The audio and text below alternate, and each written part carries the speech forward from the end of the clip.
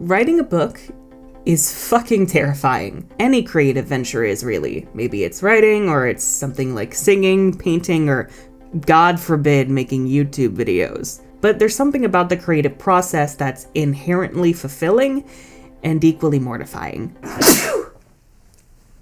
See, I'm so scared I sneezed. Windows, not now. I know Windows 11 is coming. Go away. When it comes to writing a book specifically, it can seem very daunting at first. Where do you even start? How do you come up with a story that's novel-worthy in the first place, let alone see it through to becoming a physical book for people to hold in their hands?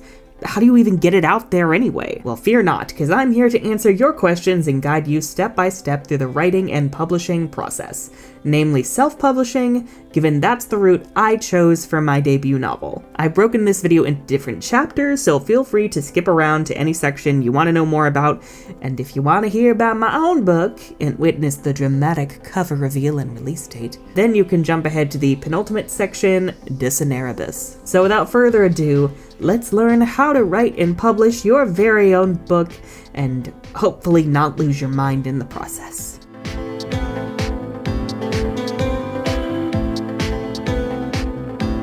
So before we delve into the actual writing, it's important to understand how the publishing landscape works. That being said, the field is incredibly volatile, especially in recent years with the rise of social media, indie publishing, small publishers, and no one knows what's going on anymore, but I'm gonna do my best to explain the basics to you, my fellow confused human. I'm scared too, don't worry. The two main options you have in front of you are traditional publishing and self-publishing. Traditional publishing entails you working with a publisher to get your book out there into the hands of readers, while self-publishing is you getting your hands dirty and doing all the work yourself. In theory, whichever route you choose should be based on your own goals and priorities, so research both as much as you can before you make your decision. I'll also be linking several resources for both routes down below from people more qualified than me. Also worth noting, there are in fact authors who release certain books traditionally and other books independently. We call these hybrid authors. Sounds very fancy, like a hybrid car. So this isn't a mutually exclusive thing. You can do both if you feel that's best for your career. Now, traditional publishing has long been the standard for releasing a book, or any kind of media, because it was literally the only option for mass distribution for centuries. The basic process is this. You write a book, you get an agent who can represent you in professional spaces, you and your agent submit your manuscript to publishers, and then you rinse and repeat until either you wind up with a book deal, or you're so beaten and broken down you decide to go cry in the woods, in a hollow tree. Again, sometimes you just wanna go into the darkest depths of the woods and find a really old hollow oak tree and cry in it for a few years. I mean, hours. Yes, hours. I can't speak much about traditional publishing because I did not personally choose this route. I'll share my reasons for that later, but it is a valid choice for some authors. If you want to know more, you can check out Lindsay Ellis' video about her decade-long process getting her sci-fi novel Axiom's End traditionally published and going crazy in the process, as well as Alexa Dunn's channel, as she gives writing advice as well as first-hand accounts of what it's like to be traditionally published. Oh, she also has a book out. It's called Brightly Burning. It's Jane Eyre in space, so, you know. You do have some choices when it comes to traditional publishing, though. You can go with one of the big five, the 5 largest publishers who basically own the industry, huge corporations with a bunch of imprints all under them, or a small indie press. Whatever you do, remember that in this process, money is always meant to flow towards the author. A lot of people go the traditional route because they simply can't afford the cost of publishing themselves. Your publisher fronts your editing, cover, formatting, and marketing costs, among others, so if you encounter either an agent or a publisher who is asking you for upfront fees to get you published, run very, very far away, because, boy, it's a scam. Can I have a ride to your house? No. Now, self-publishing involves, as you probably guessed, publishing your book your damn self. And by that, I do not mean writing an unedited first draft, making a cover yourself in Microsoft Paint that doesn't even belong on your mother's fridge, and then tossing it up on Amazon expecting it to become an overnight sensation. We call that being a clown. I hope your book is how to become a clown, because boy, you waste it. When are you going to San Diego? You know. When you self-publish, you're not only the writer, but also the publisher, the marketing team, the cover designer. Actually, scratch that. Don't be your own cover designer. Don't do it. It's more appropriate to say that you're the director of this project. It's your job to make sure your book is up to snuff, hatch the best plan to get it into the right hands, and follow through as professionally as possible. If your book tanks, it's all on you, baby. It's a lot of stress and a lot of work, and also a lot of investment costs, because unfortunately producing content does not come cheap. My wallet still hurts. I chose self-publishing for a few reasons. The primary one being that it lets me maintain the rights to my book. See, when you publish traditionally, you don't own your book anymore. Your publisher does. You sell them the rights in exchange for them getting it out there. And to me, that's jank. Okay, that is jank. Life is jank. Again, a lot of victorious. It's similar to how musicians sell the rights to their songs with most record labels, or how creators sell the rights to their shows when pitching to networks or production companies. I believe artists should own their work. Full stop. And with that also comes creative control. When you traditionally publish, it's not just you getting your work out there. There are entire teams dedicated to your book, and the goal isn't necessarily what will fit your story the best, but rather what the publisher thinks will sell. That even translates into which manuscripts they accept versus which ones they reject. You could have the most well-written, revolutionary story imaginable, but if a traditional publisher does not think they can sell it, it's rejection land for you. Those risks to what can sell also apply to the content of your book. Publishers like safe bets where your story fits into a clear mold that's already proven itself. That's why we saw the vampire craze after Twilight, the dystopian era after Hunger Games, and that weird, I want to say fairy era where Sarah J. Maas usurped the throne. I mean, good for you, girl, get your coin, but I don't get it. This can apply to your story as well as the kind of themes that you want to explore. Publishers want something that's not going to push the envelope too much, unless the whole point is to provoke controversy in the first place, because wow, does outrage sell. But my point is that you're less likely to be able to tell your story the way that you want when you go traditional. Maybe that's a good thing, maybe it's a bad thing. In George Lucas's case, having more control was a bad thing. There are too many factors at play to really say, but it can definitely apply to representation. Woo! Yeah, time for some angry comments. See, publishers and the wealthy bitches who own and operate all these companies, again, want safe bets. And they have this idea in their heads that the majority white, straight, and cis audience will only be able to relate to characters just like them. It's part of the reason why those kinds of lead characters are the automatic default in a lot of stories in all media. These identities aren't marginalized, so they're considered more palatable to mainstream audiences, and thus will net the publisher more money.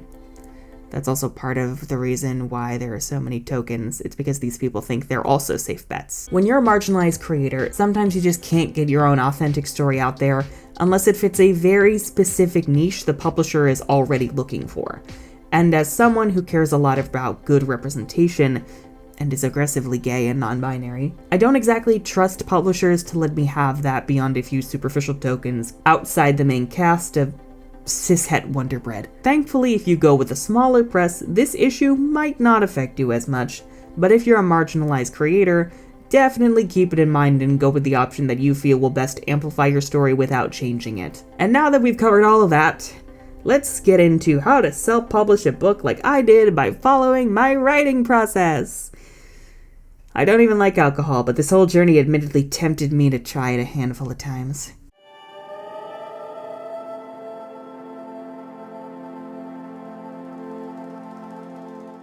When talking about the details of publishing, or even the finer details of the writing process itself, it can be easy to lose sight of the joy that writing can bring.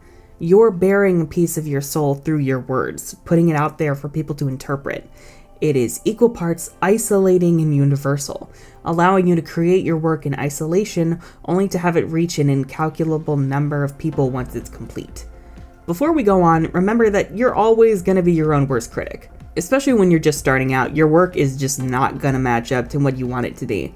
I can't tell you what ideas are novel-worthy and which aren't. No one can but you. That spark to create is inherent, and oftentimes elusive. It's a very elusive little prick. But what's common in all of us is this need to create a story to share with others, and that's going to be the thing that drives you through this whole process, along with your coat food and beverages of choice. Whatever your story, there are broader steps in the overall process that will help you get from talking about the characters wandering the depths of your head to portraying them on the pages of a book for all to fall in love with. First, you'll want to take all the ideas you have in your mind and spitball them somewhere, probably in a Google Doc or a Word document. This is probably where you'll naturally figure out your general story, your characters, your themes, so on and so forth. Just basically go wild, have fun, throw in whatever you want. You want to get the gist of what your story is going to look like. What's it about? Who is your target reader? And what are your genre and category? Category being your age brackets, such as young adult, new adult, etc., etc. Oh, also for those who don't know, new adult means like college-aged audience. Like my book is new adult because like college students. And I also like the word fuck. And I also like violence, so. And with that, we move on to plot structure. Generally speaking, writers fall on a spectrum between architects and gardeners. Architects, also known as plotters, plan out their entire story ahead of time in an outline. They break down chapters, scenes, character arcs, major events, all the sort in their outlines before they even start writing. So this way they have an exact roadmap to follow all the way to their destination. Their Google Maps in it. Gardeners, on the other hand, also known as discovery writers or pantsers, God, I hate that term, will figure out their story as they write. They essentially wing the whole process, letting their instinct take the lead and organically guide the story. It's important to remember there is no correct method. It's whatever approach works best for you, and most writers actually fall somewhere in the middle of this spectrum, and even tend to notice that their habits change the more experience they get under their belt. When I started out, I leaned more towards being an architect writer, outlining my whole story in every detail because that helped me provide a structure to work within. And also, I went through that phase a lot of us do where it's like, you spend so much time in outline land, you never get to actually writing the damn thing. That's right, I dragged you bitches for filth. Just like I dragged myself for filth. But the more drafts I created, the more I found myself adding new elements to the story or even changing key elements of the story on the fly. And now I consider myself more of a gardener author who prefers loose outlines. I do need a general structure to follow, but I consider it more of a guideline that lets me remain flexible. So this way, if I need to make changes or adjustments as I write, or I feel the story and characters organically going in a different direction than I initially expected, I don't have any problem following through and changing things up. Like, what's the point of following a very rigid outline if it's not organic to your characters and the way that they've grown? And I say that because usually once you write a story, it kind of takes on a life of its own. I'm not joking. I know it sounds stupid and weird, but that's just kind of what happens when you're a writer and like you let the magic of storytelling like take hold fully. These dumb little idiots ruin your life. When you start out, it's generally recommended that you outline at least a little bit. The general rule is the more that you write, the better your innate understanding of story structure and character motivation will become, and thus you'll probably shift more into becoming a gardener writer. Again, it's all about what works best for you, and don't let anybody shame you for your approach so long as it works for you. There are also several plot structures you can use as guidelines, such as Hero's Journey, Save the Cat, and many more to help you figure out how you want to tell your story. More on that in the description. Aside from structure, you'll also need to learn the nitty-gritty of how language itself works. Not only syntax, grammar, punctuation, but also studying the craft of writing. When you hear people talk about a writer's voice, it refers to their specific style, their word choice, their sentence structure, how they deliver their story that's unique from other writers. Two writers can work from a very similar premise but create wildly different stories in terms of prose and theme solely through their voice, and voice can take a long time to create. To learn more about writing craft, I highly recommend checking out Shaylin Wright's channel, as she makes wonderfully in-depth videos all about the details of structuring your prose. There's also Ellen Brock, who does similar videos about not only writing prose, but also editing, which we will talk about shortly. Now, it's important to remember that when you actually start writing your manuscript, your first draft is gonna suck. just is. The first draft is not meant to be good. It's meant to turn the abstract ideas of your story into actual words on the page. And because that translation can be rough, it'll usually result in a messy story that's improperly paced, lacking in character motivation and development, rife with improper grammar and choppy prose, so on, so forth. It's meant to help you figure out the building blocks of your story so that you can reassemble them in additional drafts. Some writers, usually more experienced ones, are able to edit their drafts as they go along, but for newbies, don't try this. Odds are your inner perfectionist is going to take hold, and you'll get caught in a never-ending loop in trying to perfect an incomplete story. Your main goal is to just write and to get to the end of your first draft, because once that's complete, that's when you can really take it to the next level. It's likely you'll know in your gut what parts of the writing process you struggle with most. Maybe you're great with dialogue, but not so great with plot structure, or vice versa. Write up a list of these qualms so that you have a reference of what to keep in mind when you start your second draft. And more importantly, find some people you trust to get feedback from. Trying to judge your own writing is like reading with beer goggles. Because it came from your own heart and soul, and also your dumb brain, you're not going to be able to objectively judge your own work. And more often than not, your brain is going to fill in the gaps that the readers are going to fall headfirst into. Maybe you thought you conveyed something perfectly, and then you realize, oh shit, no one understood that. Oh, that's my bad. The first thing you'll need are critique partners. These are people you trust, either fellow writers or well-versed readers or close friends, who read through your work in progress manuscript and provide feedback. Now, you don't want these people to go soft on you. Oh, no, God, no. Like, they could be nice. But you know what? The readers, once your work is published, are not going to be nice. Recruit people you know are going to be blunt, honest, and direct about the problems with your manuscript, as this is the only way that you'll know what needs to be fixed. Critique partners are by far and away the best barometer for how to go about your writing process in the early stages. Once your story is more solid, ideally a few drafts into the process, you can also recruit beta readers. Beta readers are similar to critique partners in that they read your manuscript before it's finished. The main difference, however, is that beta readers have no pre-existing connection or investment in you. Ideally, these are complete strangers who read in the genre that you're writing in, and thus know what makes a good story and have no reason to sugarcoat their feedback. Through all this, you're going to be making several additional drafts of your novel, each with its own changes to the story. Sometimes these changes can be drastic. The point is to refine your story through each draft, making it stronger each time, until eventually it reaches its prime. My book, for instance, went through 8 drafts before I decided it was finished. 8. And I warned my friends, if I make a 9th draft, shoot me in the foot. That can sound terrifying, but it's necessary. The drafting, I mean, not your friends shooting you in the foot. Take as much time as you need and make as many drafts as you need until you and everyone you've trusted with this project are certain it's ready to be sent out into the world. It can be incredibly tempting to give up, especially if you fall victim to shiny new idea syndrome, where you're so tired of your current project that you can find yourself donning rose-colored glasses at the prospect of working on something entirely new. Only issue is you're going to run into the exact same rut eventually. With all that said, the decision to move on to a different project if it's not really working out or it's leaving you unfulfilled is yours to make. It's all about what you feel is best for yourself and your creative process.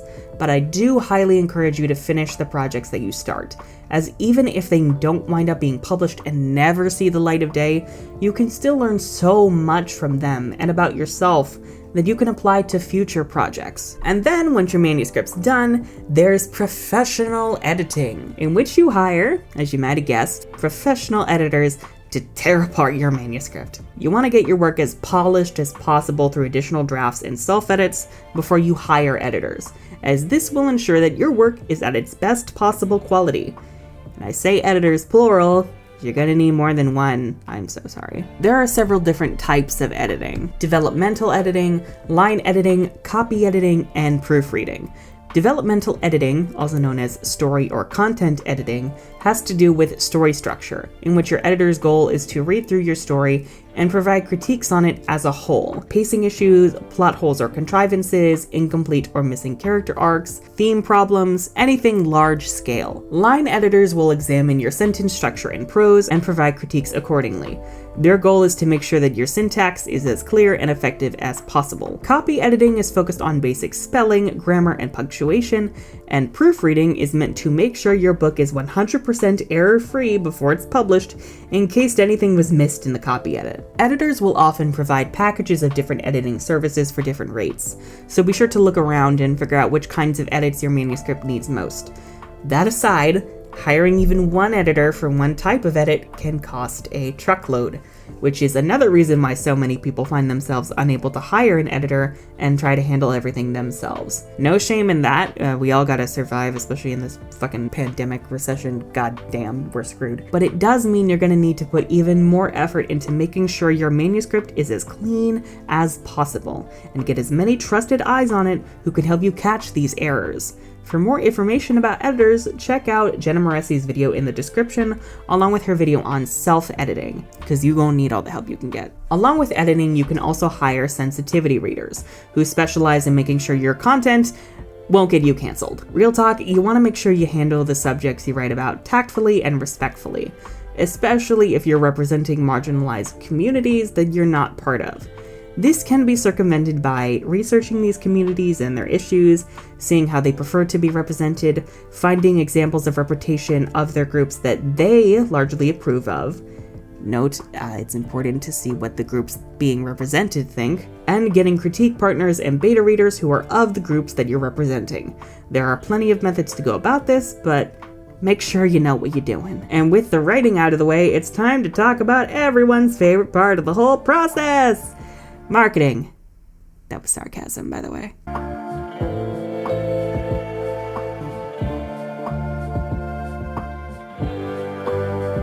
A lot of writers like to think that so long as your work is up to par, you will always find success no matter what.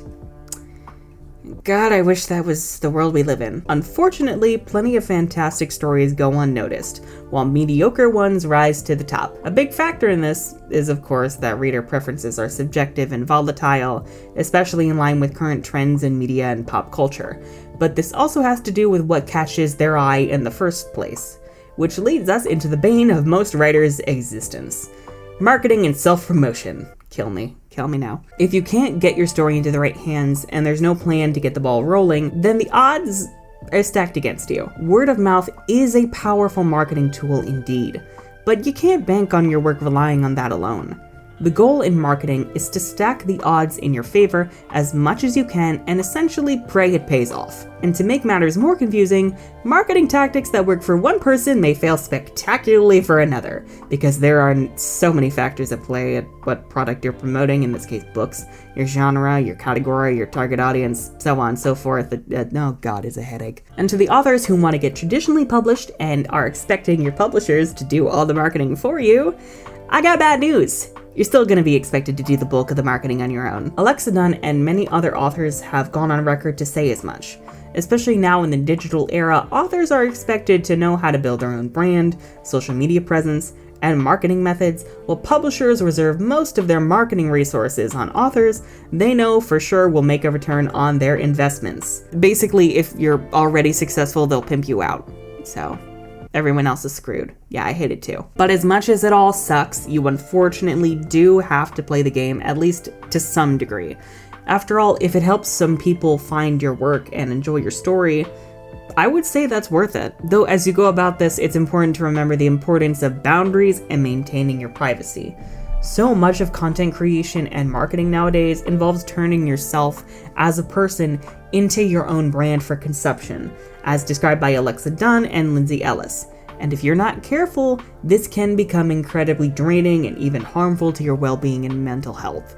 So try to keep note of how this whole process affects you, and find the right balance between what helps you succeed versus what keeps you happy. For me personally, nowadays I follow the advice of Michelle on the No Lies Detected podcast. My content is my engagement. I learned from my time in the Ruby fandom as a content creator that it's not good for me to seek external validation from the approval of people I don't know. and that social media, especially Twitter, is a hellscape that I need as much time away from as possible. As such, I try not to partake in those spaces.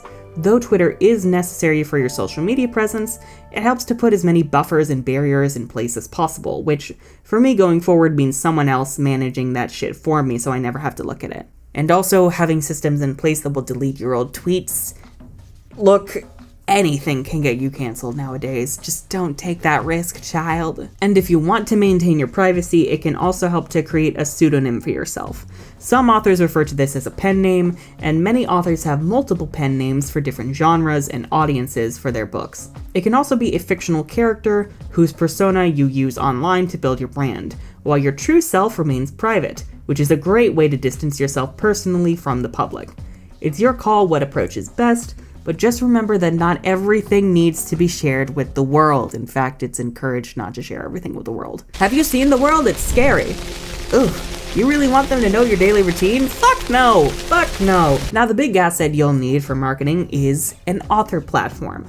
An author platform describes your space on the internet where people can easily find you and your work, which usually includes a website, your social media, and easily accessible avenues for people to learn about your products and purchase them. And you'll want to build this as early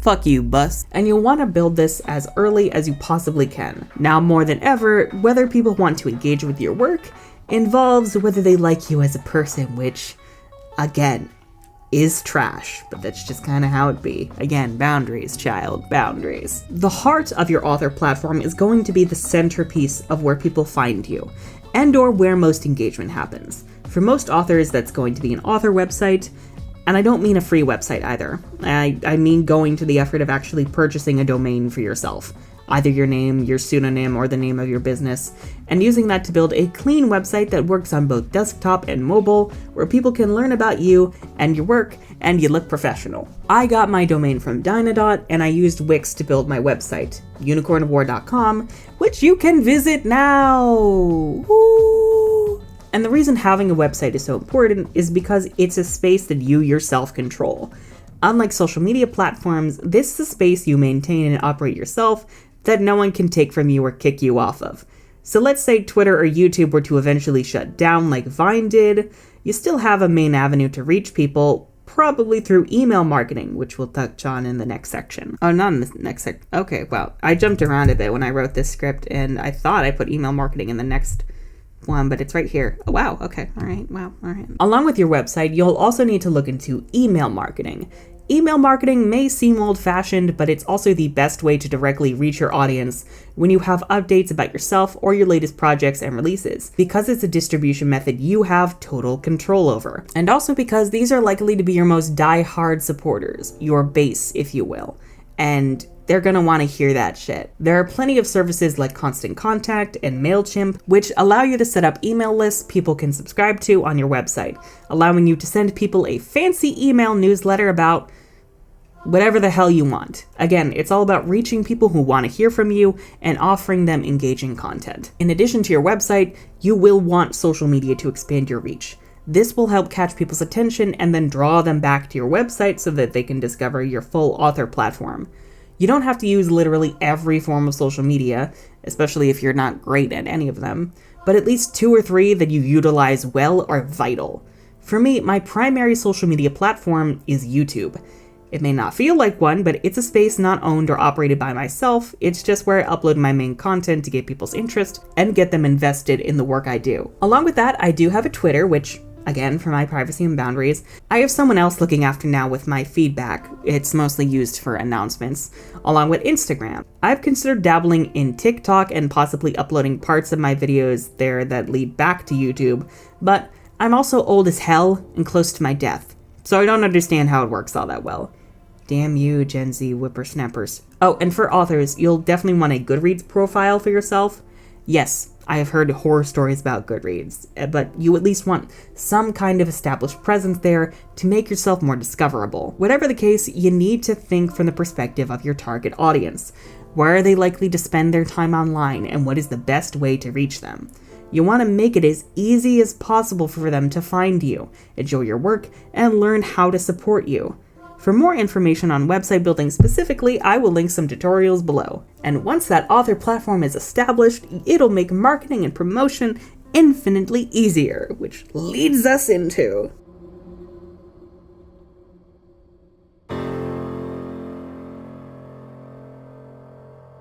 Okay, so your book is done, your author platform is established, you're ready to release this thing into the wild, right? Now it's time to figure out how you're gonna get your story into people's hands, which, real talk, you should be figuring out concurrently with writing and establishing your author platform. It's a very wild juggling act. It's weirdly slow, but it's still chaotic. But now it's time to go through what your next steps are gonna be, assuming that you're self-publishing. And I also want to specify that this is based on information I have from my own experience and as of writing the script on July 29th, 2021. So this may all be subject to change, who the hell knows? Because again, publishing is chaos, it's quicksand, oh god. Firstly, you need to know your options distribution-wise. The big two are Amazon Kindle Direct Publishing, aka KDP, and Ingram Spark. Oh yeah, I also want to mention I'm US-based, if you couldn't tell already, so this is also US-based information. I'm sorry for any international listeners. Amazon KDP is Amazon's self-publishing service, which allows you to distribute your book primarily on Amazon, but also potentially through other retailers. That being said, given Amazon is a corporate monster and Jeff Bezos is the devil, my grandma calls him Jeff Bozo, they really, really would prefer you to stay exclusive through Amazon, either through generally weaker expanded distribution or enticing you to join the Kindle Unlimited program. I have no intentions on remaining exclusive to Amazon and using Kindle Unlimited, but if you would like more information, I will link some videos below for you to check out. So many resources. So you could go exclusive through Amazon if you think that approach is going to work best for you, or you could choose to go wide to reach a larger audience, mostly audiences outside the US. And that is where Ingram Spark comes in. Ingram Spark is a distribution service that is built around expanded distribution. By going with them, you can get your book not only into Amazon, but also Barnes & Noble, Apple Books, Kobo, and many more retailers across the globe. Kobo, for instance, is real big in Canada. The moose just love it. Moose? Mooses? Moosai? Moosin? I think it's just moose. Moose is scary. And beyond being able to reach more potential readers, Ingram Spark can also offer more options for you as an author. For physical books, it's important to mention that both KDP and Ingram Spark operate on a print-on-demand model. Traditional publishers usually have their physical books printed en masse and then shipped out to bookstores. Print-on-demand, meanwhile, entails books only being printed one at a time as they're actually ordered by customers, which means no concerns about wasted inventory, nor nearly as much risk should that inventory wind up not selling. Amazon KDP currently allows you to create ebooks and paperbacks only, versus Ingram Spark, which also offers the option for a hardcover book. And there are several options when it comes to what kind of hardcover book you would like to create.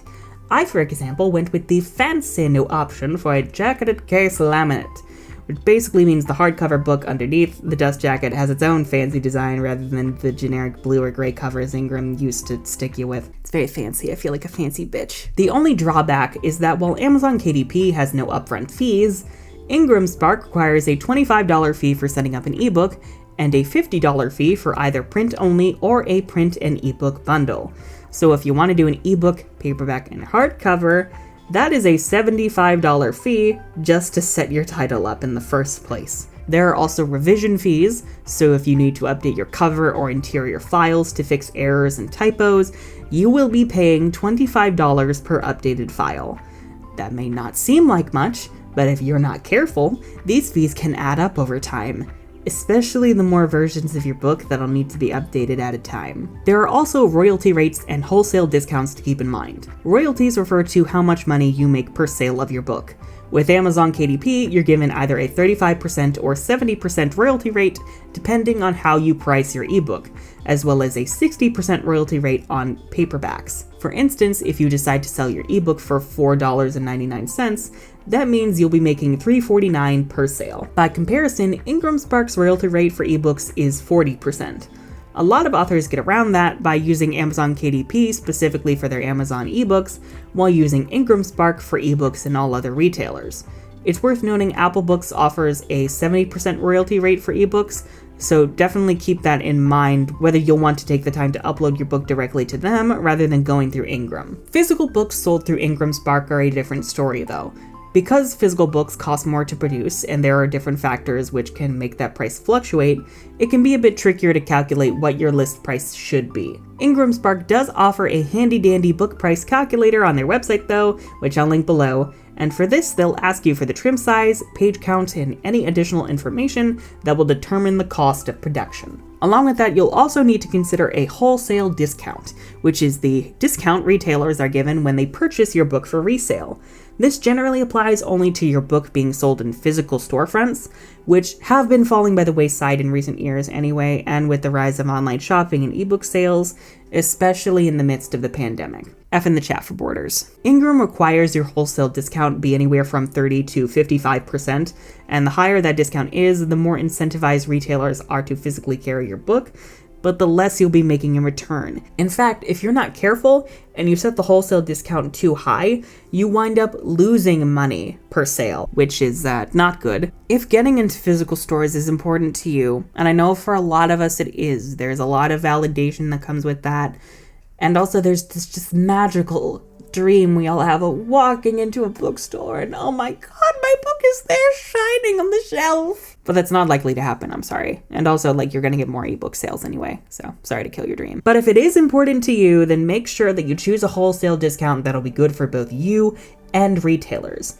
If you don't care as much about getting into physical stores, going with the minimum 30% should still get you into online stores. Again, given Ingram Spark's distribution method relies on print on demand. But whatever you do, make sure that if a retailer can't sell your book and wants to return it, 1, you allow them so that they actually buy it in the first place, and 2, you have that copy destroyed.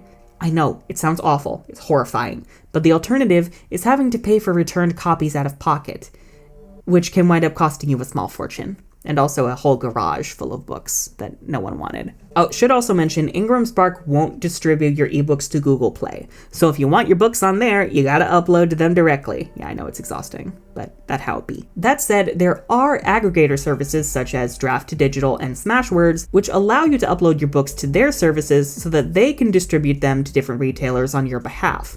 They do take a cut of your earnings, but they'll also be saving you a lot of time and energy in getting your book available in as many places as possible.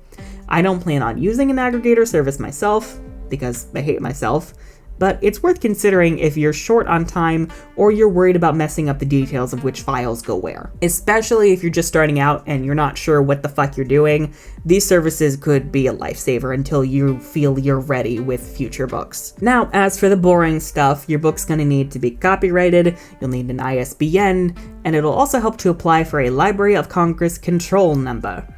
Ooh, that sounds fancy. Copyright is obvious. That legally protects your work and states that you are the copyright holder. Your work is automatically copyrighted the moment that it's created, but having your final book submitted for copyright will provide additional protection for yourself. There is a fee with that, but it's not a big deal. A Library of Congress control number, meanwhile, adds your book into the Library of Congress database to make it easier to keep track of your book for retailers and libraries.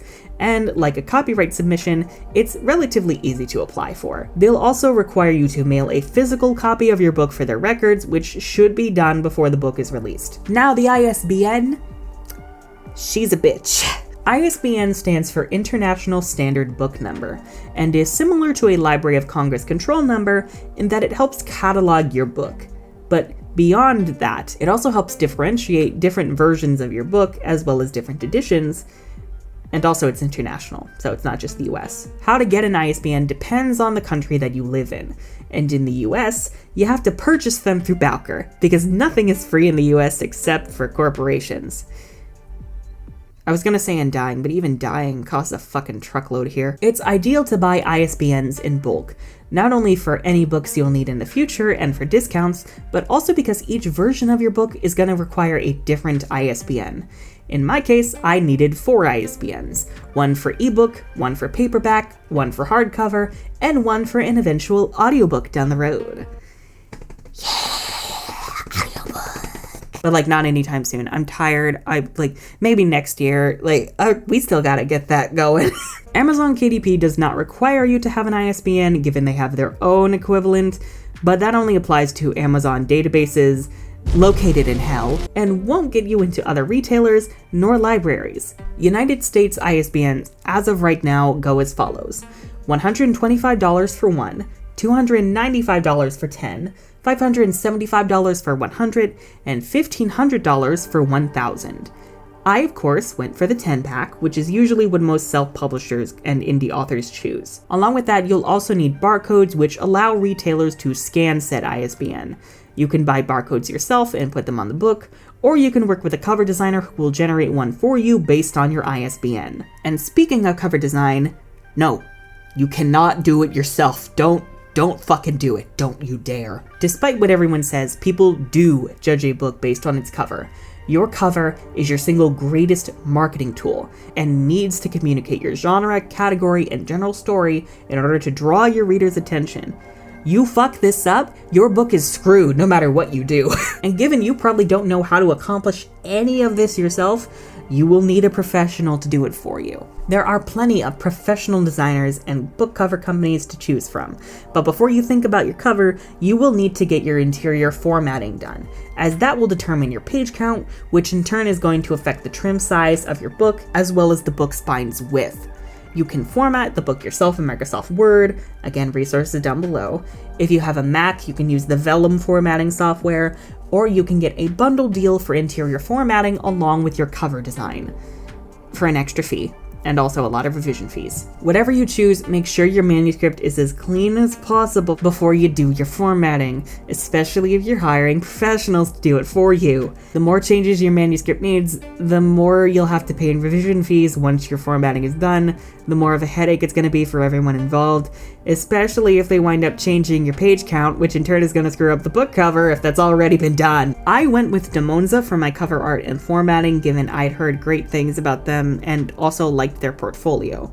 But it's important to look around and ask people for their experiences with different designers. That being said, I wasn't quite content with my final formatting from them. I adored the cover art, but the formatting less so.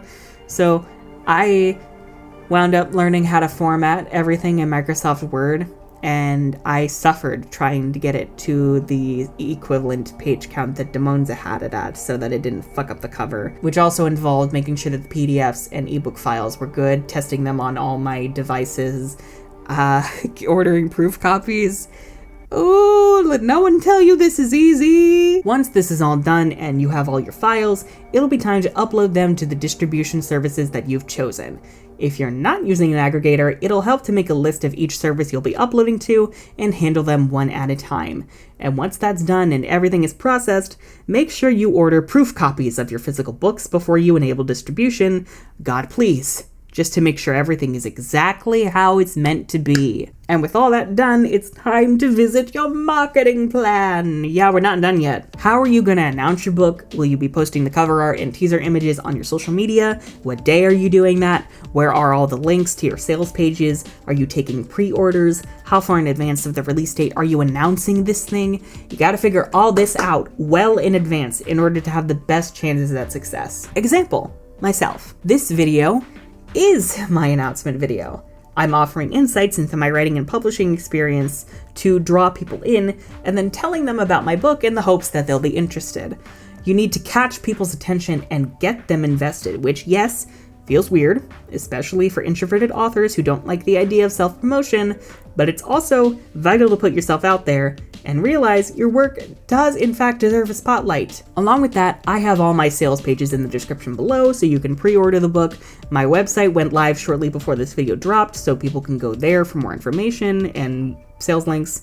I'll be posting the cover art and sales pages on my social media platforms today. Your release date is your biggest chance to create momentum to carry you to your release date. And I hope to God you established your author platform and audience before you did this, because there needs to be an audience to carry this ship. You'll also need to focus on getting reviews for your book wherever it's available, as well as on Goodreads, as that'll help add legitimacy to your book, as well as boost it in these sites' algorithms and get it in front of more eyes if these reviewers have their own platforms. Encourage people to leave honest reviews of your book wherever it's available, and you can also recruit ARC reviewers. ARC stands for Advanced Reader Copy or Advanced Review Copy, and entails you requesting readers of influence, book reviewers, book bloggers, booktubers, etc., to read a free copy of your book in exchange for an honest review. Let me repeat that.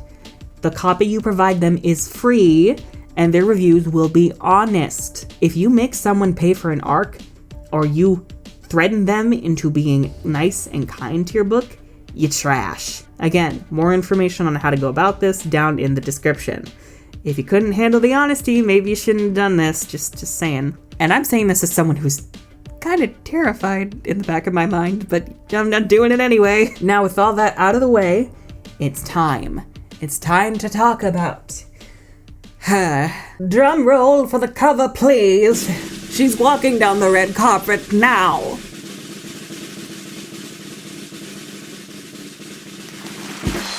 There she is! Isn't she pretty? Oh my god. Oh my god, it's real. Oh my god, she's real. Everybody shut up! Cineribus from the Ashes is a new adult urban fantasy novel set in the year 2116. Wizards, now known as Magi, have been revealed to the world, and it didn't go well. You know humans, they're always looking for an excuse for a new world war. Always looking for something new to hate. We're talking magical creatures running around the planet causing destruction, climate change, governments collapsing and reassembling, religious resurgences. It's a fun time, it's a circus. The main character, 18-year-old Felix Brasher, is a fire magus who's also a little dumb cinnamon roll who makes bad choices, and oscillates between, I'm aimless and I don't know what I'm doing with my life, and fuck the world, I hate all y'all. So basically, what every young adult feels while the world burns down around them, except Felix is also holding a canister of gasoline and a lighter, so yeah. He and his bestie Rosie, who's also a magus, get the chance to study at the renowned Dragora Institute of Magic in the far-off magus homeland in the Medean Empire, which is actually kind of based on, Tir na Nog, magical land just off the coast of Ireland. Ooh. Which sounds great until Felix discovers that his magic basically makes him a perpetual weakling. See, Magi have a hierarchy based on eye color. At the very top are pearl-eyed Magi with white irises, followed by golds, amethysts, and at the very bottom, cobalts. Pearls are the most powerful and the rarest and control the Medean Empire. And as you go down further, the weaker Magi get, the less abilities they have, and especially in the Medean Empire, the more poor they get, the less government representation they get. Yay. And guess what Felix is? Joy. So a lot of the story follows Felix trying to overcome these barriers in order to improve his own magical abilities, which includes making an awful, horrible, no-good deal with this creepy guy in a hood and mask named Vegas, who's kind of part of a cult, cults. There are cults in like every piece of media that I experience, so I'm just like, fuck it, they're going in my book. Okay, fine. And Vegas is all, hey kid, can I offer you some darkness? Can you tell I'm a Kingdom Hearts fan? Can you tell? And little does Felix know that there are much darker plans in store for himself and his friends. Oh god, there's an ant. Hi, ant. Hello? Oh no, it's a tiny spider. It's a little spooter. I don't know why I'm letting it distract me from this, but I am. Hi, Spooter. Hi. I like to think of this as sort of an anti-Chosen One story. A lot of writers, when they start out, wind up making their characters into these picture-perfect, idealized people who are invincible and powerful and beloved. And I kind of did the opposite with Felix. He's a runt, he's a weakling, and he's very, very dumb despite his best efforts. So the crux of the story is, as Felix meets new people, falls in dumb gay love, he's bi, by the way, and learns more about himself, is he gonna realize what matters most? Or is he gonna be a dumb bitch who ruins some lives in the name of being able to rain hellfire down on his enemies? So now with that elevator pitch out of the way, I'm gonna have my friend Chris read the actual synopsis I wrote for my book, so take it away, Chris. When your greatest dream is born from spite, will it make you truly happy? Indoctrinated from birth by his devout, God-fearing father, Felix discovered his magical abilities in a terrifying incident.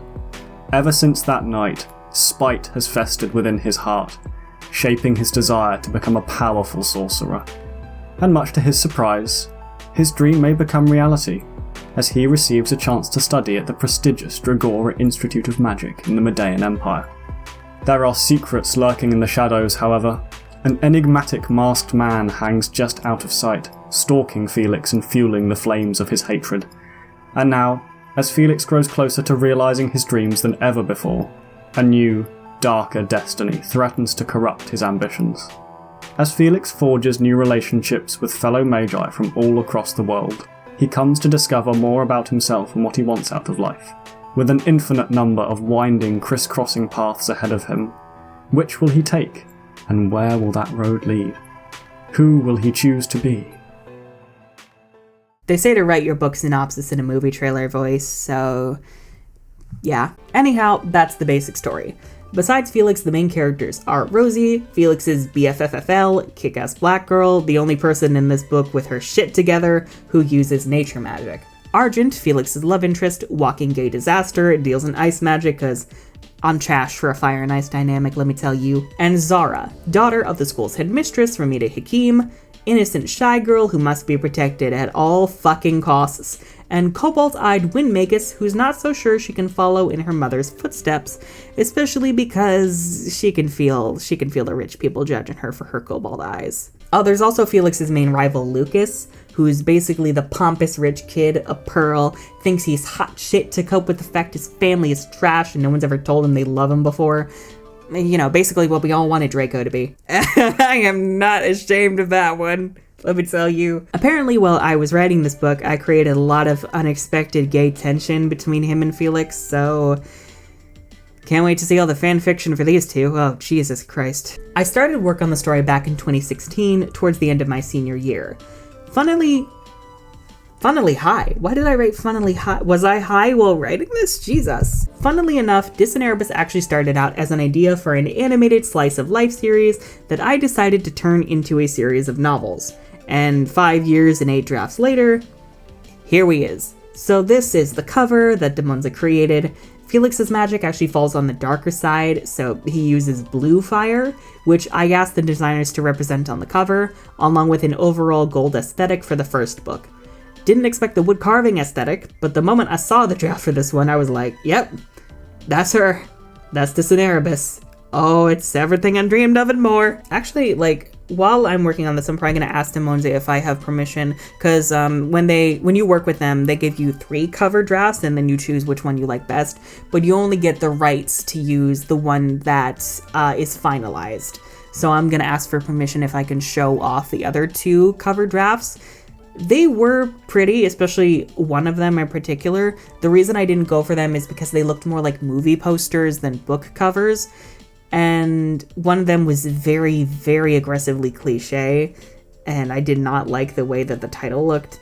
And also, the other one that I almost picked looked like Discount Hunger Games, and I was like, nope, Actually, funnily enough, the cover I thought was really cheesy, and I really didn't like out the gate, because it had Felix, back to the reader on the cover, and I don't like having real people on my covers, but the castle on that cover was gorgeous, and on the hardcover edition of the book, they actually put it on the back.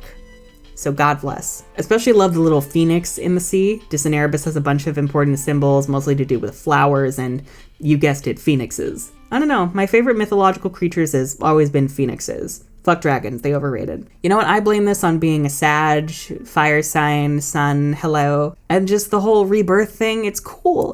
Phoenixes are elegant, they just are. And I always root for the underdog anyway, so. Creepy Vegas guy has a phoenix named Cinder.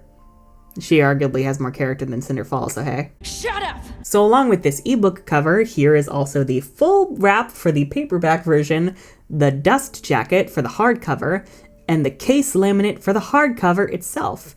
But that's the hardcover without the jacket. Future me inserts some clips of me holding the physical books to show off to everyone right about here where I'm also crying. I cannot tell you how weird it feels holding a physical copy of my story in my hands.